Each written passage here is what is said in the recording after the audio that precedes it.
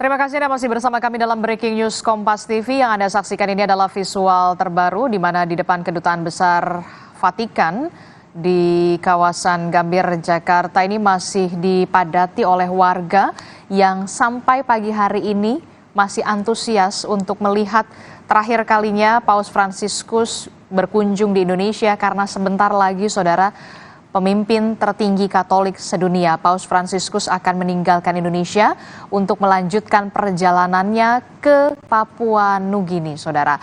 Dan ini banyak sekali warga yang sedari pagi sudah menunggu di depan Kedutaan Besar Vatikan untuk melihat secara langsung sosok pemimpin tertinggi umat Katolik sedunia.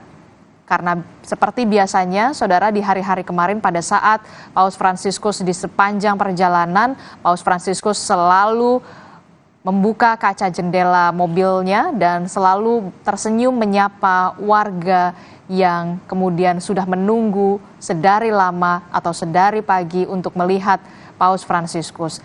Langsung saja kita tanyakan kepada jurnalis Kompas TV. Sudah ada Renata Panggalo di depan Kedutaan Besar Vatikan. Selamat pagi, Renata.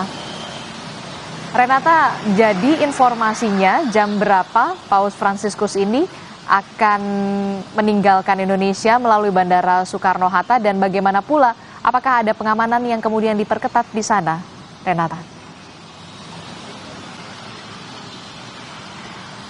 Iya, Adisti, memang kalau dari informasi yang kami dapatkan, nantinya Paus Fransiskus masih akan mengikuti upacara perpisahan terlebih dahulu di Bandara Internasional Soekarno-Hatta. Diagendakan pada pukul 9:15. Sementara untuk keberangkatan Paus Fransiskus dari Kedutaan Besar Vatikan menuju Bandara Internasional Soekarno-Hatta ini sekitar pukul 8:45 waktu Indonesia bagian Barat. Namun kalau kita melihat jam sekarang menunjukkan pukul 8:47. Nampaknya ini memang ada sedikit perubahan waktu.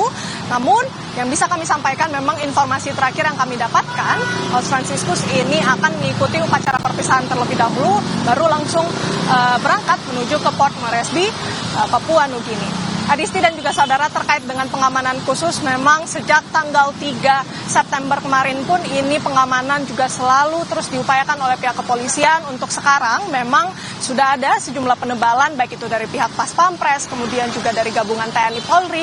Tadi sempat diinformasikan juga oleh Kapolres Metro Jakarta Pusat bahwa pengamanan pada hari ini untuk gabungan TNI Polri ini sekitar 500 personil. Terkait dengan pengamanan-pengamanan lainnya, misalnya rekayasa lalu lintas, ini pun juga yang biasanya diberlakukan oleh pihak kepolisian apabila nantinya Paus Fransiskus akan melintas ke suatu jalan. Jadi memang sudah disiapkan rute untuk Paus Fransiskus berangkat dari Kedutaan Besar Vatikan menuju Bandara Internasional Soekarno-Hatta. Biasanya ini bersifat situasional. Jadi pada saat Paus Fransiskus akan melintas, baru rekayasa lalu lintas itu akan dilakukan. Setelah Paus Fransiskus sudah selesai melewati jalur tersebut, lalu kemudian jalanan akan kembali dibuka. Adisti dan juga saudara, Anda juga sempat sebutkan tadi memang antusiasme warga, bahkan euforia warga ini masih terasa bahkan pada hari terakhir tanggal 6 September di mana Paus Fransiskus akan menyelesaikan kunjungan apostolik ke-45-nya di Indonesia. Hari ini masih terlihat sangat banyak warga yang sedari pagi sudah menunggu Paus Fransiskus yang biasanya nanti akan menyapa warga, akan duduk di depan di samping pengemudi, kemudian membuka kaca, melambaikan tangan dan juga tersenyum.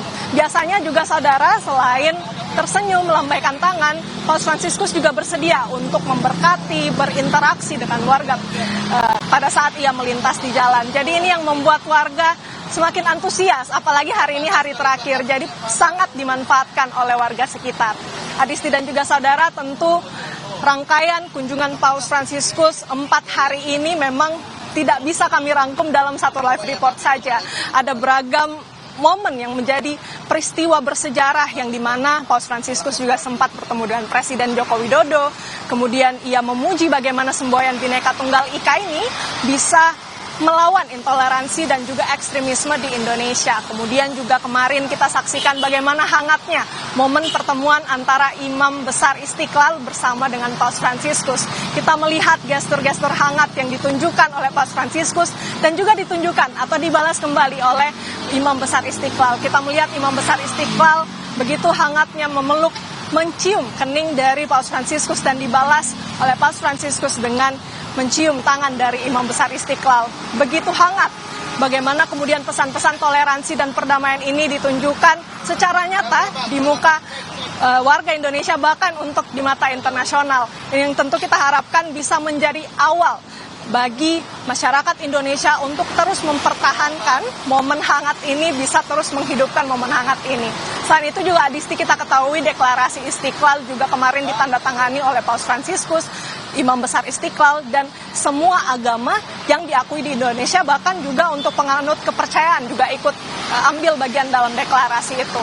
Dan kita lihat bagaimana concern Paus Fransiskus terhadap isu dehumanisasi, isu kerusakan lingkungan, ini yang kemudian ingin didorong dari deklarasi tersebut. Dan tentu kita berharap ini bukan hanya sekedar kesepakatan biasa, namun tentu ini bisa dihidupi dan dijalankan sampai Paus Fransiskus juga sudah bergeser dari Indonesia begitu. Jadi Adisti, masih kita tunggu kedatangan dari Paus Fransiskus keluar dari Kedutaan Besar Vatikan menuju ke Bandara Internasional Soekarno-Hatta. Adisti. Baik, terima kasih informasinya jurnalis Kompas TV Renata Panggalo melaporkan langsung dari depan Kedutaan Besar Vatikan. Nanti akan kami update perkembangannya dari sana. Terima kasih Renata.